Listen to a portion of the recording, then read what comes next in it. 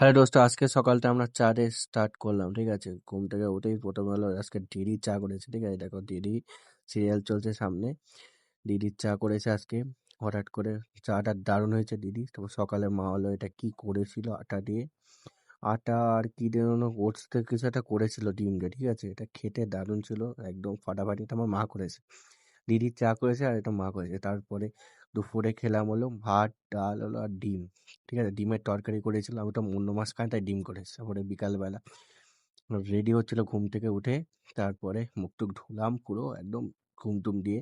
তারপরে বিকালে বললো বাবা, বলো দোকানে যে, আমি দোকানে যেতে আমার সারাদিন টাইম, মানে রাত্রিবেলা দোকানে ডিউটি।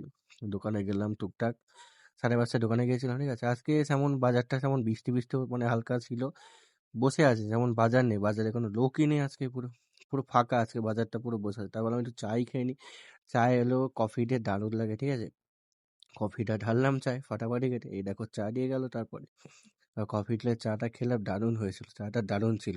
রাত্রিবেলা বাড়ি চলে আসলাম। ঠিক আছে, মুখ টুক ধুয়ে বাড়ি চলে আসলাম। আবার এটা হলো আমার নিউ কিবোর্ড, সেটা হলো তোমরা সিনেমেটিক শটগুলো দেখে নাও, নিউ কিবোর্ড আর মাউস নিউ। ঠিক আছে, এটা আমার এডিটিং হয় সব কিছু হয়। ঠিক আছে, এই দেখো এটা আমার নিউ কিবোর্ড আর মাউস। আর যদি তোমরা কোনো এডিটিং কারোর লাগে ডিএম করবে, ওকে? যদি এডিটর কারোর লাগে, ঠিক আছে, রিলস ফিজার কিছু এডিটিং করতে হলে অবশ্যই ডিএম করবে। ঠিক আছে, হালকা একটু শোল্ডার মানিয়ে নিলাম, এমনি জাস্ট একটু শোল্ডার মারলাম। রাত্রিরে খাবার হলো দেখো চিকেন পোড়া, তন্দুরি চিকেন, মা আবার একদম ফাটাফাটি করেছে। এটা বাবা হুট করে এনেছে, আমি জানি এটা, এটা হুট করে সারপ্রাইজ দিয়ে দিয়েছে, মাও করে দিল খেতে, আমি জানিও না। এই দেখো একটু চিকেনের মধ্যে একটু হালকা হলো লেবু দিলাম, তার সাথে রুটি।